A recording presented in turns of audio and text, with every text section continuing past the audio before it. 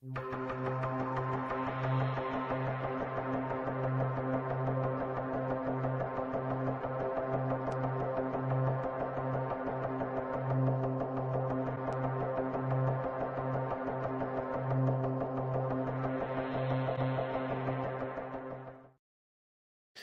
is up, everybody? Welcome back to the 83rd episode of The Hurdle. We are the executives of fantasy football. We're here on the Player Profile YouTube channel, as well as the executives of fantasy football YouTube channel. This is the last episode here on both channels. Actually, Wednesday night we'll be doing The Hurdle, episode 84, the finale with Seth Dewald.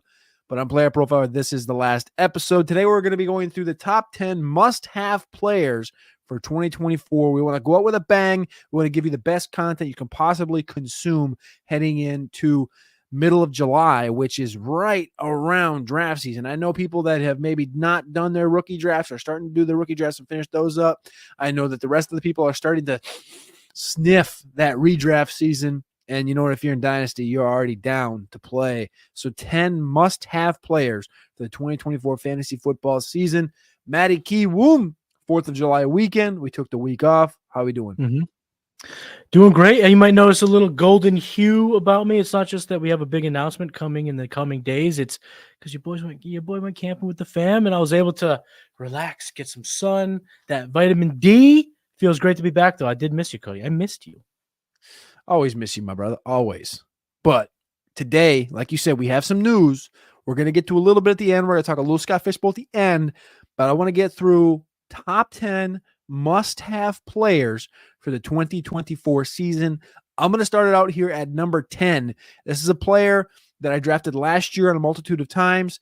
He got hurt early in the season. You didn't really get to see him, but he averaged more than 30 points per game in fantasy football at the quarterback position. Anthony Richardson is a guy that I have drafted already in the 2024 season. This guy has the Konami factor that we've heard about, we've seen from the likes of Robert Griffin III, Cam Newton, Lamar Jackson, and he's 245 pounds. He's healthy this year. He's got another weapon in Adonai Mitchell. He, of course, has Michael Pittman in that offense with an offensive line that is continuing to get back to where it was just about 3 years ago. He's got Jonathan Taylor, and he's got a pretty damn good defense. Anthony Richardson, I have him here at number 10, but damn it, he deserves to be number 1. I think Richardson has a real shot to finish the season as a top 5 quarterback in all of fantasy football.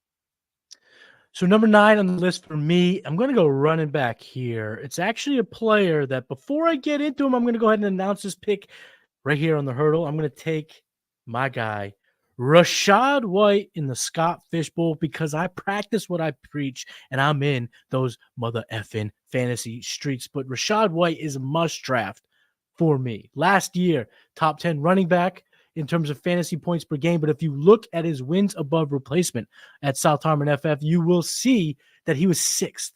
He was the 6th most valuable running back in terms of the replacement level at 1.5 warp. This year, Dave Canales has already said in multiple occasions that he wants to hashtag establish it. Okay, they want to run the football, and they did not invest in the position really at all. Bucky Irvin in day 3 is not enough to push aside touches when it comes to Rachaad White, who's had back-to-back 17 games played season. Last year, 4th in weighted opportunities. And again, like I said, a top 10 fantasy performer. I think the efficiencies improve in year 3. The pass catching will be there. The between the tackles rushing from the goal line in will be there. And I think we see him repeat as a top 8 fantasy option.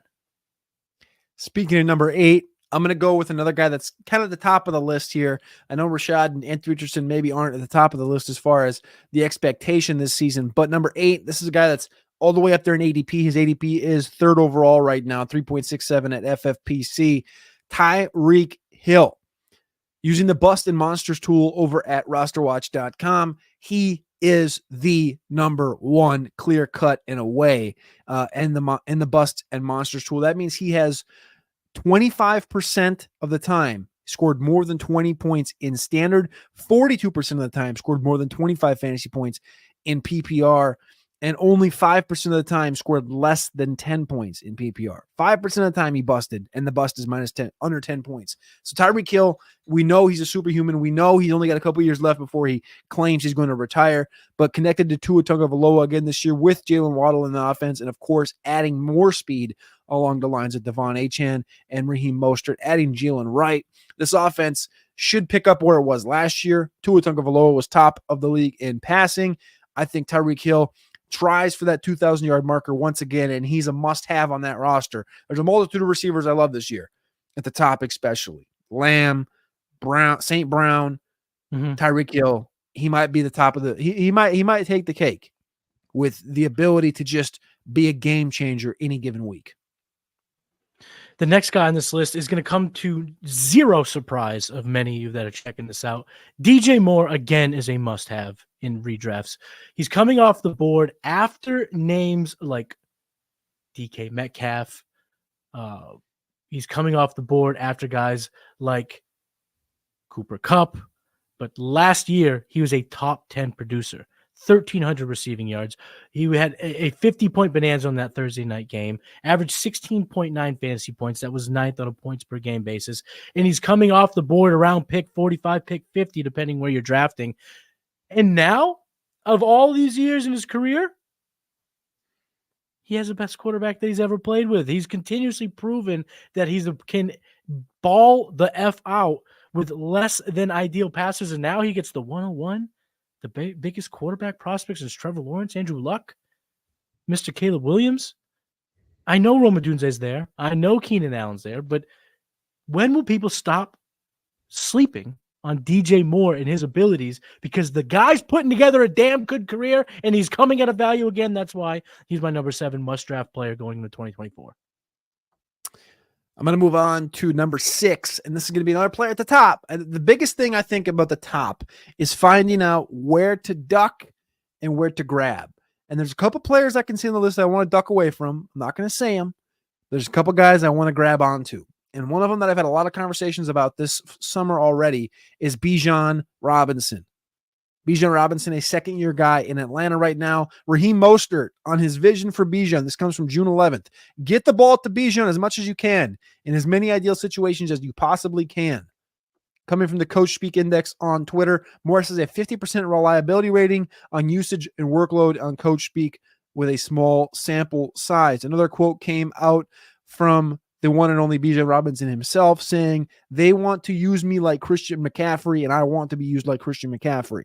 Now, from a longevity perspective, maybe we don't love to hear that, but from a Bijan Robinson perspective, we love to hear it. So I'm all the way in on Bijan Robinson again this year. And another reason, Arthur Smith is no longer in Atlanta. He was bad in Atlanta. I kind of like him in Pittsburgh, though. We're not going to go to Pittsburgh just yet. We will later in the show. But my number 5 player that you must draft heading into 2024, let's stick at the top, because sometimes people make this game, fantasy football, harder than it has to be. Travis Kelce is a must-have. I don't care if he's coming off the board at late round 2 or mid round 2, but if he's falling at all, pick up the value. And if he's not, screw it. He's still a difference maker at a position that seems deep, but I mean, I've been playing this game long enough to know that the tight end position can be a damn cesspool. And in a down year for Travis Kelce, still at 984 receiving yards, missed 2 games on the season. He only had 5 touchdowns, and he was still tight end 1 on a points per game basis. In terms of his value, his replacement level value relative to the field, higher than guys like Sam Laporta. Higher than damn near everybody except TJ Hawkinson, which he was equal to. And again, this was a down year from Travis Kelce. He's still a baller. He said he's got this year and next year guaranteed, which means he's putting in the work. Yeah, he's over the age issue, but tight ends age quite well. Tony Gonzalez, anyone? That seemed to work late into his career.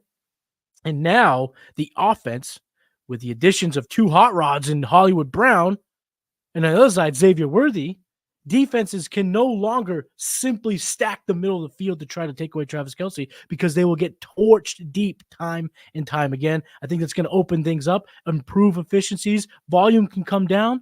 Efficiencies can rise. Touchdown go up at this position. And he's still a smash tight end 1. That's why he's a must draft for me here in 2024.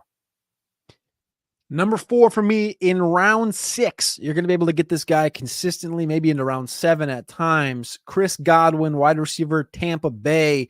This guy had 37% of his snaps last year in the slot. The previous 2 years before that, 72%, 70%, 66%, 63%, all the way back. And one thing we heard this year is that Godwin will go back to the slot. Godwin, of course, is going to be playing with a couple more weapons, namely Jalen McMillan, from Washington, a rookie. But also, we still got Mike Evans there. Mike Evans and Chris Godwin both had 1,000 yards receiving last year. Baker Mayfield can do this thing. He did it all the way back to Cleveland with Jarvis Landry and Odell Beckham, giving these guys 1,000 yards. You're going to continue to see that with Chris Godwin, who when he was in the slot, created a little bit more in the yak perspective, 588, 522 yards after catch from the slot. Those previous 2 seasons, this past year, 385. So not as efficient, didn't drop off immensely. I think it was like 5.5 down to 4.6. So it wasn't that big of a drop off, but it was a drop off. Chris Godwin, a guy that I'm very excited to continue to play with. We love this guy coming out of Penn State. Chris God wins. It's just what he does. He's always been this way. Yeah. I don't think Mike Evans falls off per se, but I just think Chris Godwin continues to eat into that workload. You're going to see him get a bevy of targets. And down the stretch last year, this were his target numbers: 11, 11, 9, 4, and 7. You need those targets towards the end of the season to help you win and continue to get there in the fantasy football playoffs. That's number 4, Chris Godwin.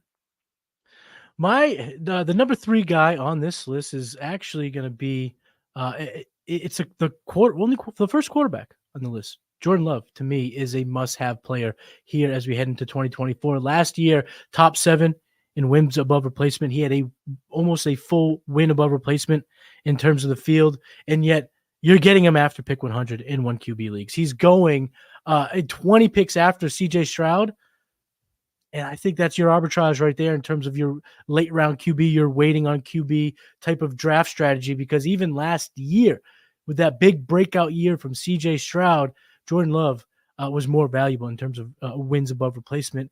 And Jordan Love checks the boxes in terms of repeatable performance. We've seen now his completion percentage be above 63%. Last year's at 64. I think that can go up as he gets a little more polished. The receiving core that he has in Green Bay is one of the most intriguing in all of football, given the depth, the youth, the ability to still get better, have a massive ceiling. I think Jordan Love's just getting started. And the way things have gone with his contract, he's hungry. He's still chasing that bag. He's seen Justin Herbert get it. He's seen all these quarterbacks get hundreds of millions of dollars. It's his turn next. And I think he goes ahead and does it. And when you pop the hood, you want to look at some of the underlying metrics, you see a bunch of top 8, top 10 finishes on an analytical standpoint. He's checking the boxes for me. He's coming at a discount for me. So that's why Jordan Love is a must-draft player in 2024. Matty Kiwoom, last year there was 2 running backs that started the season pretty good, right? We had Kyren Williams, who had 5 rushing touchdowns in the first 4 games. He also had 200-yard games before getting hurt. So the first 6 weeks started out pretty strong, I would say, for Mr. Kyren Williams. On the other side, we had David Montgomery, who's a little bit of a different build, right? Kyren Williams, the 200-pound, 205-pound back that kind of looked at as a all-purpose at times for the Rams. David Montgomery with Detroit.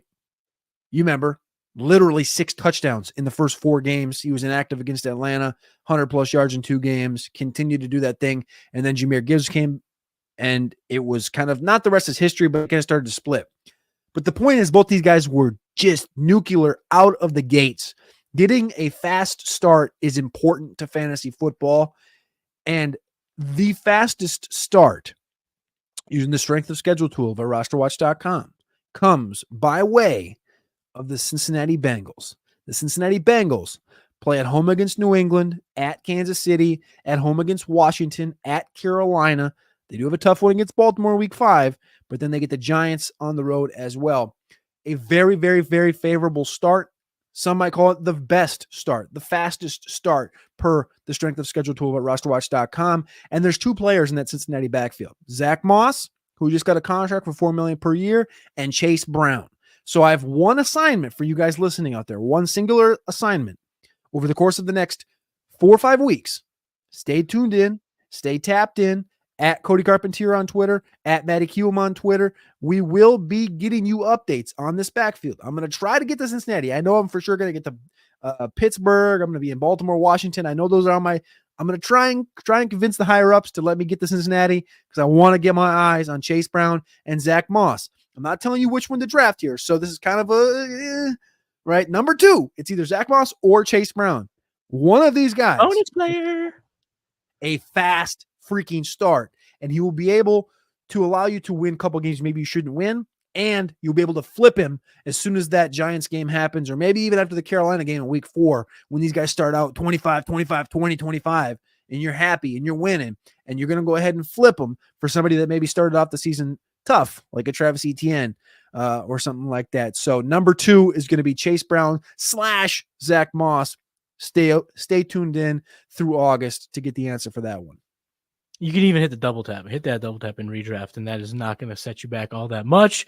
But we're talking redraft here, and I want to preach something before we get to the number 1 must-have player in 2024 is I need to let everyone listening turn the volume up because this is important. What we are in right now is something I like to call the magic season. Hopes, dreams, narratives, they all seem real. But when the numbers come, those things get squashed quick. And I know upside's great. And I know people love to chase projectability.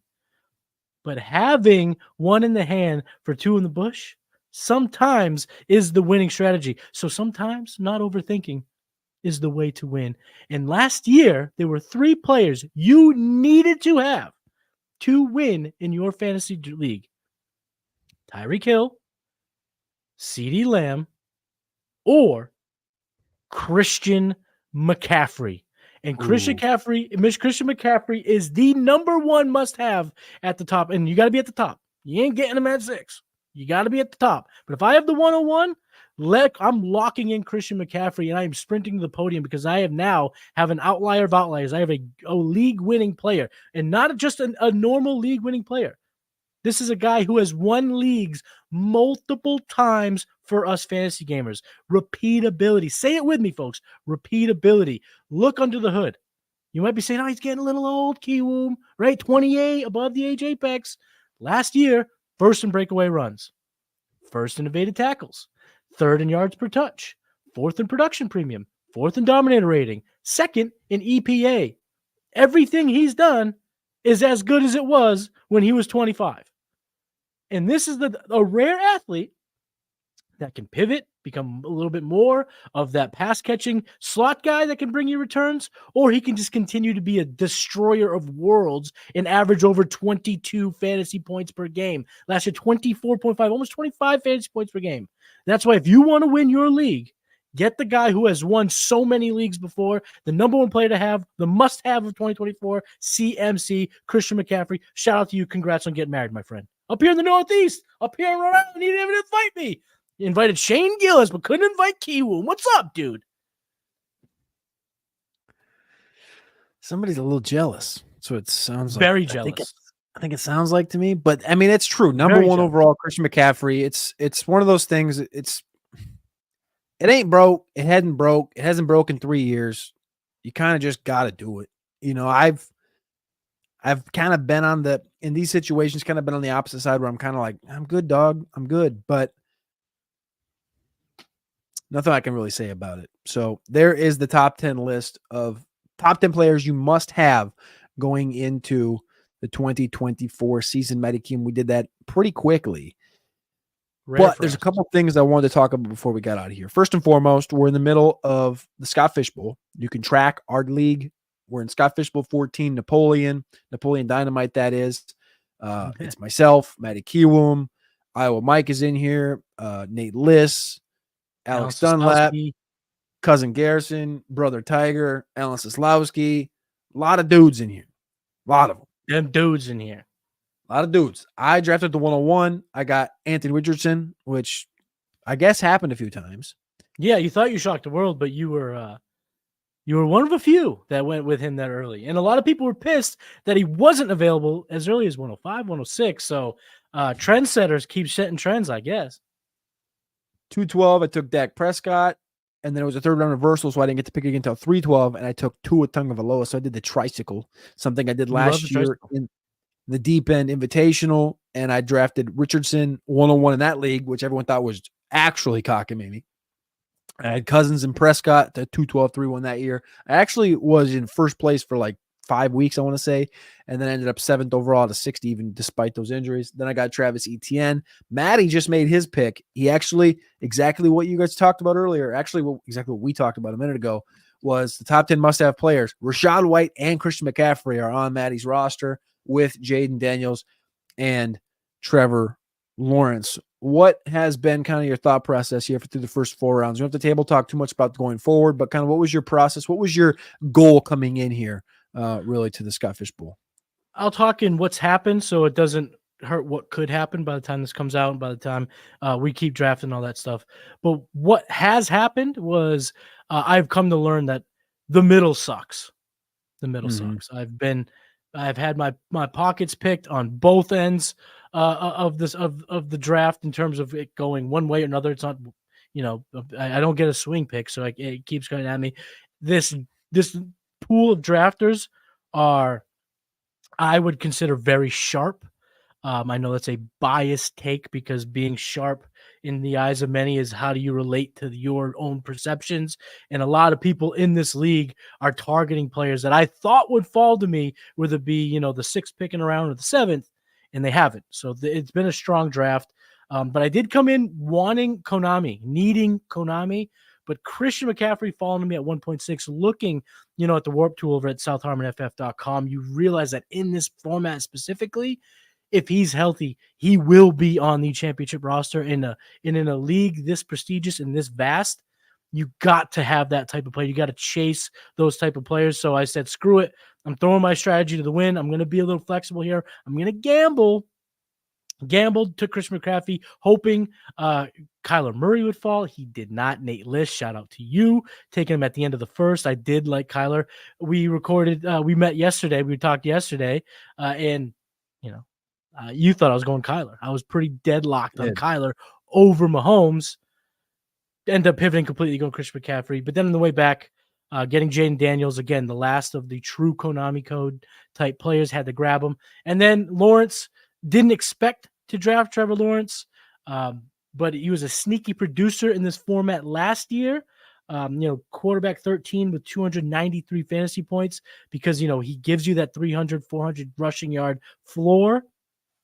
But I think there's upside still to be had. So I think he can get himself in the top 10. So I took the chance. And again, we're taking chances. And then Rachaad White, he was a beast last year. I said it a few minutes ago. He's just a must draft guy. There it is. All right. One final thing before we get out of here, Matty. The announcement. The announcement is the show will no longer be here, which we talked about at the beginning. The Executives of Fantasy Football, the last show will be tomorrow night, Wednesday, 7 p.m. Eastern Time, with Seth Ewald and yours truly and Matty Kiwoom. But going forward, next Tuesday, you can still watch this show. It'll just be on a different channel. That'll be announced probably Monday. Next Monday is probably going to be the announcement date for that. Is when you need to mark your calendars, people. The 15th, right? June 15th, or July 15th. Jesus Lord. July 15th, that's the announcement date. And the hurdle will continue. It'll just be on a different channel on Tuesday and Wednesday. Actually, it'll just be Tuesday. Sorry for the confusion there. But yes, can't say anything more until then. If you've been following along, I appreciate you guys. I've always loved you guys. Player Profiler Nation has always been amazing. I started charting in 2019, started doing podcasts in 2020.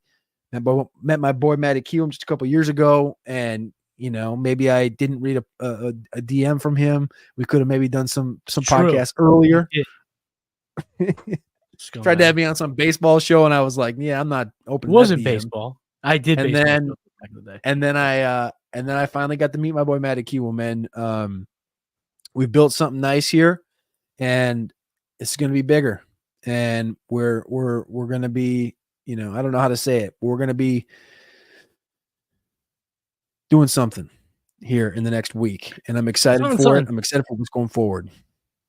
Very excited. And you know, we started this independently. We did this on our own channel, the Executives of Fantasy Football. So shout out to you guys that have rocked with us with day one when I was in Chicago in the hotel room, posting up, doing episodes last year. It was an awesome start. And big shout out to Player Profile for letting us put the hurdle on this network every Tuesday for the last few months. It's been awesome. A 10,000 view episode here on the Player Profile The channel. biggest of all With time. another Because of you guys. with another, because you guys, and it's still over 1,000 or maybe over 2,000 at this point on the Executives of Fantasy Football. So big shout out to both of these channels for letting the hurdle grow, letting the hurdle be what it is. But there's a new chapter to the hurdle, so you're gonna have to tune in for the announcement and then tune in on next Tuesday to our new home. There it is. 83 episodes, over 150,000 views. We appreciate you guys. We love you guys. Also got to thank Theo. We got to thank Matt for having us on the channel, straight up, Absolutely. period. So if you guys want to keep on rocking with us, remember, at Cody Carpentier on Twitter, at Matty Kiwoom on Twitter. There will be a big announcement Monday, July 15th, that I'll tell you where the hurdle will be next Tuesday. We love you. We're thankful for you. We appreciate you, and we'll see you next Tuesday. Our new home. Peace.